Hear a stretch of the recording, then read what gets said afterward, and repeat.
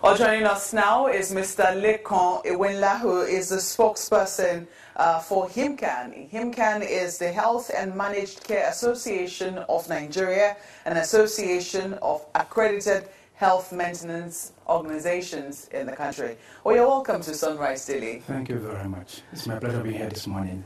Yes, you're welcome. You've listened very extensively, I'm sure, to Professor Osman Yusuf and his take on what has been going on in the healthcare industry, especially as relates with the insurance system and also the HMOs. What's your take?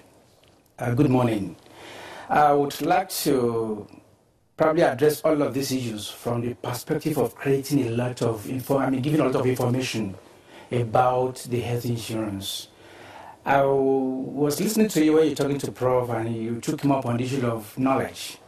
If there's anything I have seen across board, is the poverty of knowledge about this scheme. And I want to explain this quickly. When this country became independent in 1960, we automatically became members of signatories to several international treaties. And one of them is the International Labour Organization. ILO. The essence of ILO is to protect the interests of workers across the globe. And ILO position is to ensure majorly that every employer of labor provide for the medical needs of their staff or their wellness generally.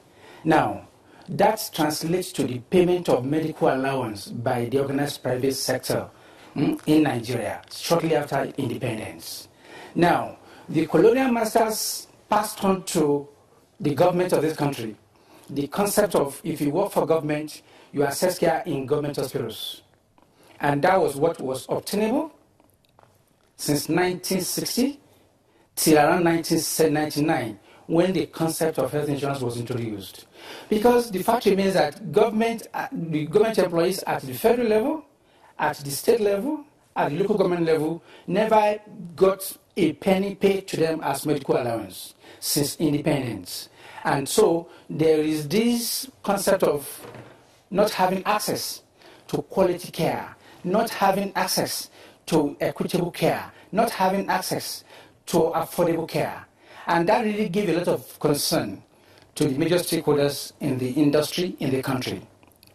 I want to say that since 1960, several committees were set up by different administrations to look at how best affordable health care could be given to Nigerians.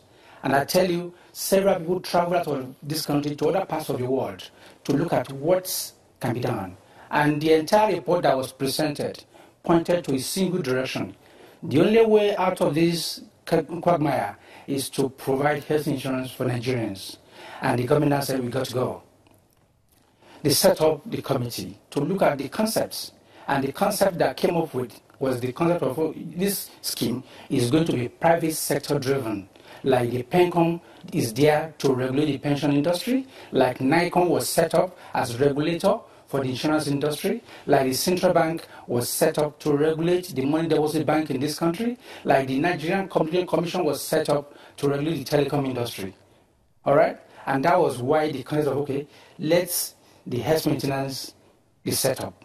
Let individual or government set up health maintenance organization as the driver of health insurance in Nigeria. Well, Mr. Ewenla, I hate to interrupt you, but we have gone past that period now since 1999. The NHIS has been set up. We don't have a lot of time. I know, but let me quickly wrap it up at the point of civil servants. Yes. The law of the scheme, that is the Act 35 of 1999, specifically captured the health insurance for the public sector at the federal level and the organized private sector. Every employer of labor with minimum of 10 is expected to fall onto the scheme.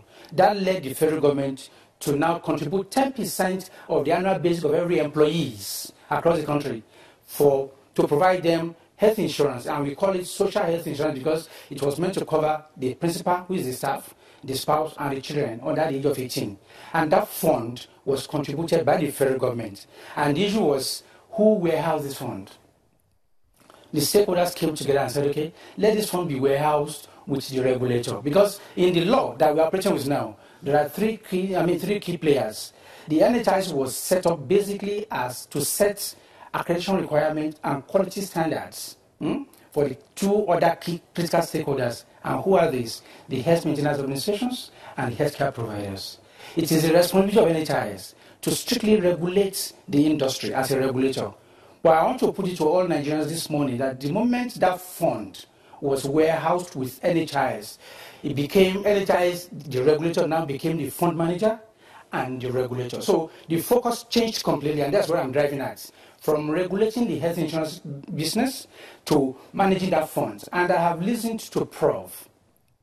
spoke severally, and it seems he doesn't really get it, the gist of the entire discussion, because realistically, the fund that we are here to talk about, or the scheme that we're talking about, is not the federal government scheme, it's the health insurance for Nigerians. Unfortunately, it has been misinterpreted completely to turn to NHIS was like managing the scheme. NHIS is not managing the scheme. NHIS is to regulate the scheme. And the concept of regulation is, if you're going to be an HMO, like a PFA or a bank, these are the requirements. The business of health insurance in this country has to do with a lot of risk. And by the time the concept of even pulling the federal government staff together was mooted, it was actually determined that there are going to be two risk bearers on the scheme for the federal civil servants. The primary healthcare provider at the primary level will bear the risk at the primary level, while the health maintenance organization will bear the risk at the secondary and tertiary levels. And with that concept, actually, it was determined that 70% of the premium should be paid upfront to the healthcare provider at the primary level to warehouse. And I actually want to use this opportunity to clarify the fact that the risk exposure and the risk analysis in this industry stipulates clearly that a certain number, a certain population of enrollee must be within a facility for that scheme to work for any facility. And the figure was put at 5,000 enrollees. So what that translates to is that if a particular hospital is a service provider on the social health insurance scheme that the federal government introduced for their civil servants, their spouse and children, if you don't have up to 5,000 enrollees in your facility, that scheme may not work for you.